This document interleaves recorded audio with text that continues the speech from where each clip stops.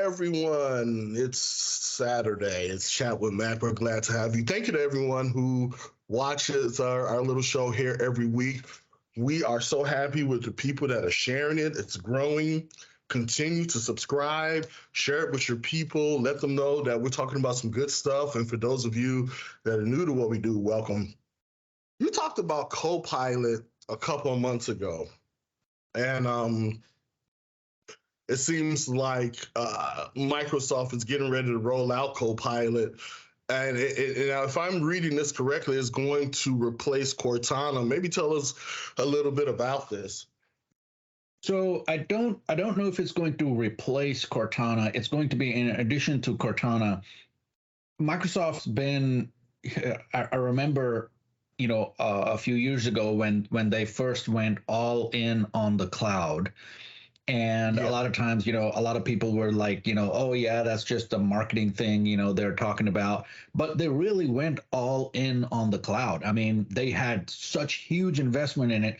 I mean, their investment at that time was more than Amazon and Google combined.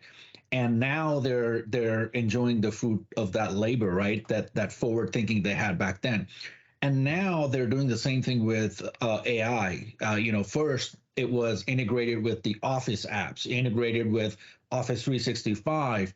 Now they're talking about bringing it to Windows 11 by itself. So I know we talked about, how AI is going to get integrated. It's going to be that common thread that just it just goes through our lives, and that's what's happening. Is it's coming into every little thing. From any device, any Windows device that we have is going to have AI. So I'm wondering, since Microsoft is building that into Windows, what is Apple doing? So I'm sure, with Siri being available on the Mac OS, they're going to be doing something similar with Siri as well. We don't have any concrete news on that yet, and Apple, holds those kind of things, very very close to themselves. They don't reveal that info.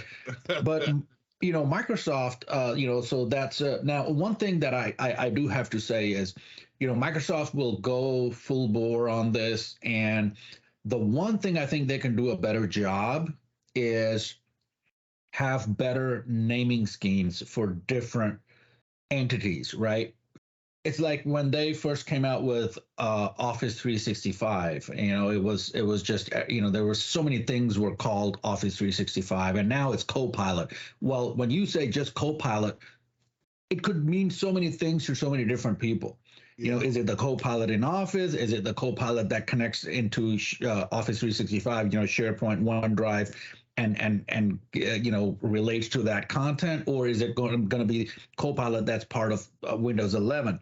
So yeah, there's going to be confusion there, and Microsoft's not the greatest when it comes to naming. I mean, we know that historically, they just take something simple and complicated. However, I think when Copilot does come, keep in mind this artificial intelligence thing has just started like within the last 6 months or so.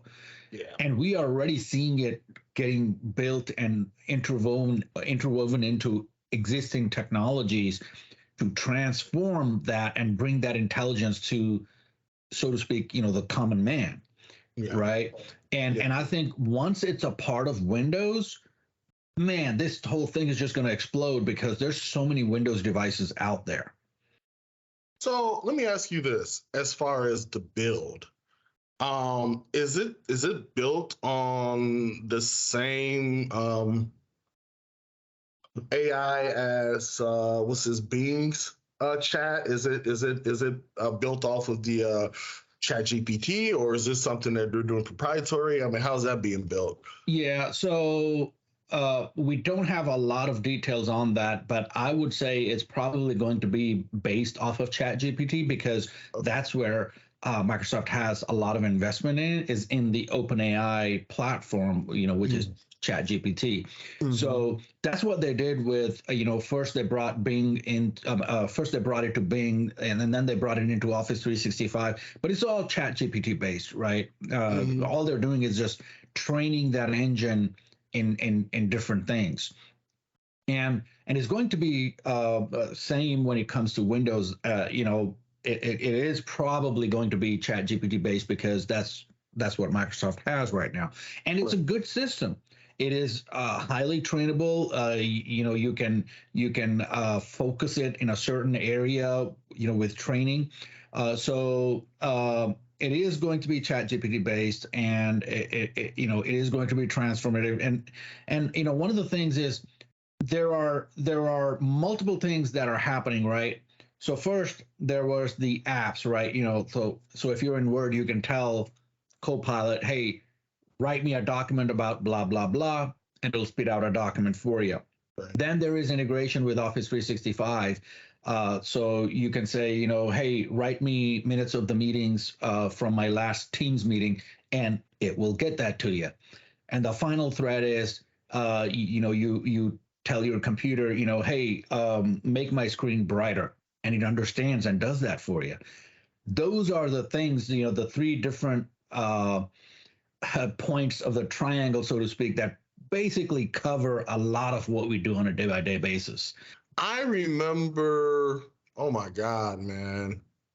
I'm going to say it was about, I'm almost going to say a year, maybe 2 years ago. Yeah. It was about 2 years ago when you said, and you kept talking about how AI and this type of technology was going to take over the mundane tasks that we do on a day to day basis. Are we there, or is this just the precipice of that happening? This is just the start. We're not there yet. Mm, We'll be there when we stop talking about it. It's just normal life for us. mm, We're just getting into that, and that's why we're talking about it, because we're just getting into that. yeah, It's when we stop talking about it and we take it for granted, that's when we know it has really arrived. And here's the, that's good. there's a pro and con to everything, right? The con to this is going to be, once you start to rely on it for everything, and if you take it away, you won't be able to function correctly. I mean, you because you take things for granted, right? So I think that we're just now starting to get into that. These systems are just now getting developed. I mean, we don't even have the Copilot in Office apps is not fully deployed yet. Not everybody has that yet.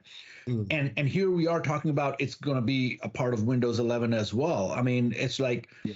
it's like having your own assistant do all these things for you. Now, one of the good things that Microsoft already did, and I'm just thinking about how things are going to integrate together.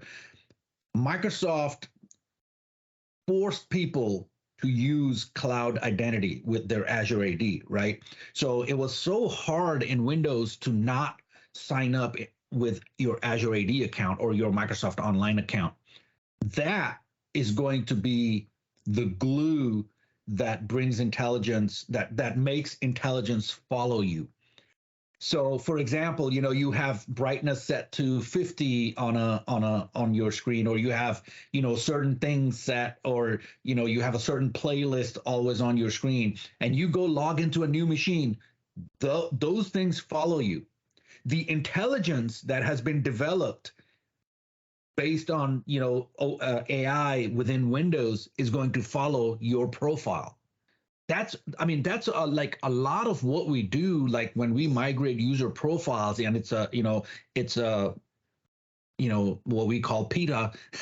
It's a you can figure out what that means, but it's painful for even admins, because to us it's such a small thing, but we understand for our users it's such a big thing when we can migrate all their profile settings, their favorites, their the experience that they have. We can migrate that. Now, if that just follows you, and including all what AI has learned about you, it follows you. That's just gonna. I mean, I can't even imagine how fundamental of a change that's going to be. So, and just something that hit my mind is that we haven't gotten to the point where, yeah, you've talked about this natural language is just a part of the everyday functionality. That's not there yet, correct? Yeah, it's not, but it's going to be. I It's mean, going to be, once yeah. AI comes to Windows 11, then instead of yeah, typing in something, asking your computer something, you're just gonna talk to it. And like you can even talk to Siri on a Mac OS right now, but not a lot of people do that, right? It's just not when you're interfacing with the computer, it's just not the thing. Now, if you're like driving, yeah, it makes sense. But if you're sitting in front of the computer with the keyboard right under your fingers, why would you want to talk to it? You can, well, I wouldn't want to talk to it because I can type faster than I can talk anyway. So I mean, if I'm thinking, my hands are typing. So it's like, I don't have to think about it. To me, it's no different of an effort whether I'm typing or I'm asking the computer. But yes, that is going to be part of the AI that comes to Windows 11 is you'll be able to talk to your computer. And that's great because if your computer is sitting somewhere and you're watching a movie, let's say, and you can just tell your computer, hey, make the screen brighter, and it just does it for you. Now you don't have to get off the couch and change the settings or anything like that. It's just, it just happens, right? So yeah, you can talk to the computer. I mean, you can even right now with Cortana, you can talk to your computer, but that level of integration is not there. Like Cortana cannot do certain things. I mean, I don't know if it can even adjust the volume for you, right? Depends on what kind of hardware you have. Right. So there's that, but with AI coming into Windows, that's just going to be, think about it now. Since Windows is the OS, if the OS is fully AI integrated, then that means that any app that you're running on that OS can now take advantage of that AI. That engine is already there, right? Now it becomes a part of any app that's out there. So not even Office apps, let's say you want to create a PDF, just being able to tell Windows, hey, can you make a PDF of that document? And it understand what document because it's on your screen already. That's just, I mean, that's just a game changer, right? That's a game changer. Yeah. Yeah. So Yeah. so I think, in the near future we're going to see so many things happening, and we've talked about this, and we're kind of like these frogs slowly boiling in a pot of water, and we're not even realizing that we're boiling. And that's how this AI is going to really take over our lives, to where at some point in the future when you take it away, it's going to be such a painful thing that we won't be able to function without it, because we would have come to rely so much on it. And that's not a bad thing. I mean, the thing that AI should do for us is take over the mundane Right. and let the human mind focus on things that we need to think through. But we're seeing instances of that now with people using ChatGPT for some of the most mundane tasks now. And when I read reviews and people talk about it, they're like, my God, I'm so glad this is here because, it's doing, hey, even I got a buddy, he's a chef, and food is my thing. He's like, man, I'm using ChatGPT for recipes, descriptions, everything. I'm like, damn, that's Yeah. amazing. Yeah, and here's the good thing, the more you use ChatGPT, the better ChatGPT gets, because it starts to understand you and know what your interests are. It's like it's almost like when I first started using ChatGPT. ChatGPT really didn't know what I did. Now ChatGPT understands that I'm in tech. Now when I ask it something, it understands it's in the context of technology and IT. So it automatically brings up stuff that is more relevant to me. Where, before I would have had to tell it, hey, what does this term mean? Do you know this? And it might give me something, a little off, and I'll have to tell it, oh, this term means this. And then I can take it from there. Now I don't have to do that anymore because it already knows me, right? So just last night I had to create a data sheet for one of our systems that we deploy out, and I mean, I could have written, it was like 2 page long, right? So I could have written it manually, yeah, no big deal, but why write when somebody can do it for me, right? So I went to ChatGPT and I told it, hey, this and this, can you create a technical data sheet for me? I mean, within seconds, I had it. All I had to do was just, review it, which I did earlier today while I was watching some thing on TV, and there it is. It's done. I've already sent it out where it needed to go, and that, I mean, that whole thing is done. It would have taken me probably, maybe 3-4 hours to do everything manually myself. Took me a few seconds, and it's done. Not only that, but the bigger impact is if I had to take 2-3 hours to do it, I probably still wouldn't have done it because I just feel lazy today. Yeah, Right? It's a long weekend. I feel lazy. I've got 2-3 other bigger, more important projects. I would have just let it slide and not do it until maybe 2-3 days in the future. But now, since it's such a little effort, that I just had ChatGPT do it for me. So that makes me so much more productive. And that's what it's about. Yeah. So once we get to that point, it's very hard to go back. Now, if I have to create all this stuff manually, it's like, why? I mean, we shouldn't have to do stuff like this manually. A system should automatically do it for you. It knows. I mean, the system already knows all this information. Why should we have to type it up manually? Right? It's just redundant work. Yeah. So yeah. I mean, that just takes the whole idea of reusable work to a whole new level. Yeah. and really, I know we talk about it, but it's really, we're at a point where it's almost like people,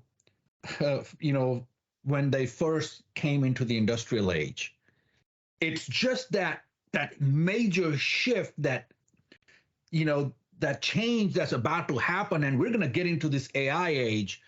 We're going to move from one age to another age.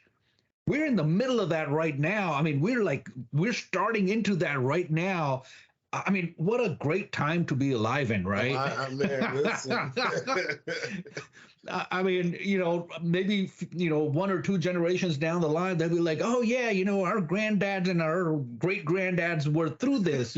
This is what was going on at that time, and that's happening right now. Wow, that's amazing.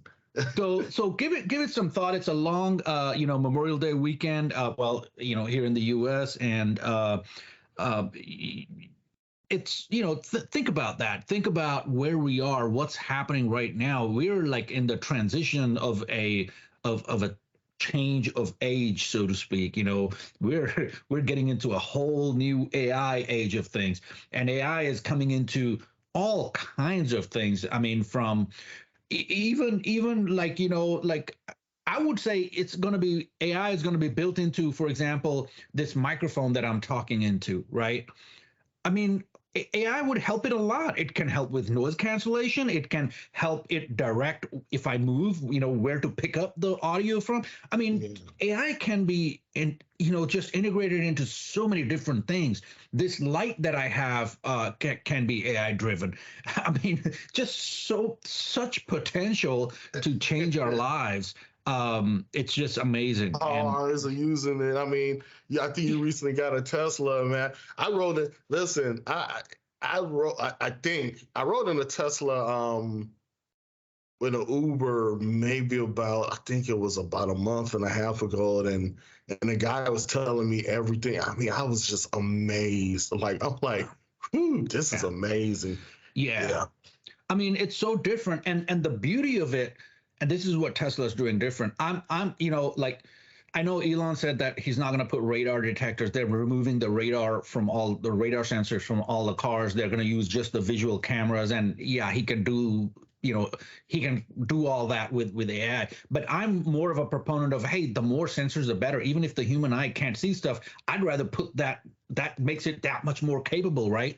Yeah. But the vision system in a Tesla it's amazingly accurate, and it gets the job done. I mean, so much so to where, I could be parked, and as I get ready to go, the car's like alerting me, don't go. And I see, somebody stepping into the road. It detected somebody was about to step into the road. Yeah. I couldn't even see it because my vision was blocked. But the way the cameras are all around the car, it knew. Yeah. Right. And the other thing, I was just thinking about it. Like I went out a little bit earlier, and I was just thinking about it. The mirrors.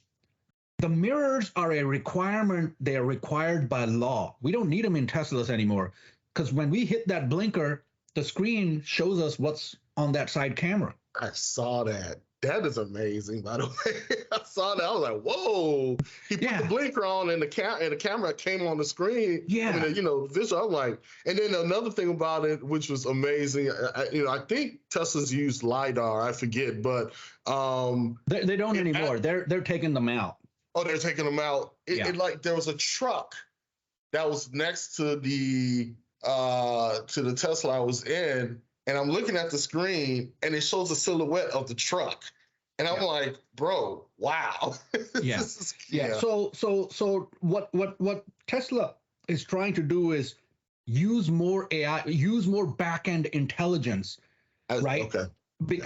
As opposed to using more investment in additional sensors. So have your basic cameras in the cars, which are cheap. They're they're a dime a dozen, no issue. But then for the intelligence of things, just use back-end AI to accommodate for that, right? So like if that truck, if the car saw it, go behind another vehicle, the car knows there was a truck that went behind that. It's not going to magically disappear. Right. It can then deduce that this was the speed when it went there, and then this is where it's about now. And then when it comes, out of the shadow of another vehicle, it can just track it, right? And it's all intelligence, right? Yeah. So do that in the software on the back end, or do it in the software in the car itself. And now you don't need those LiDAR detectors or radar detectors or all of that. Like, cruise control, most cars have radar-based cruise control to follow the vehicle in front of you a certain distance. Teslas don't. They're using the vision cameras for that, and it works great. I think it works better than radar. Not really better than radar. It's the implementation by Tesla that makes it better than radar-based cruise control. So these kind of things. So look at it this way. Now you got rid of your LiDAR, you got rid of your radar sensors in a vehicle just because you had that AI engine. Yeah. Yeah. Right. So and that's what's going to differentiate companies from each other is where when you don't have to put those additional, if you don't have to put that additional hardware in a piece of device, in some device, you're saving that cost and you're investing that in your back-end training of your AI systems. You just change the game. Yeah. When other manufacturers are still putting these hardware-based devices in there, and then sooner or later, what are you going to do when that hardware device gets outdated or gets replaced or something like that? That's very hard to do, but software is very easy to update. So yeah, life is changing. It is. It's amazing, and I can't wait to start playing a little bit deeper. I just have so many projects going on right now, but I can't wait for Windows to bring Copilot, and play with that a little bit, see what all the capabilities are. And I'm sure people are gonna hack it to make it do all kinds of things. They can't help it, and I'm hoping that, they get ahead of that. But like I was actually looking as we were talking, and I see the little Copilot, whatever, in my dashboard, and I'm like, I wonder, because I know they said they were going to start, testing it out by June. So I'm excited for it too. I can't wait to check it out. Yeah. So everybody, with that, we'll call it a day. Just keep an eye out for Copilot. Copilot is coming to Windows as well. It's being rolled out into Office 365. It is being rolled out into the Office apps themselves, and then final piece is the Windows piece. Once that happens, we're just that much closer into a fully AI integrated world.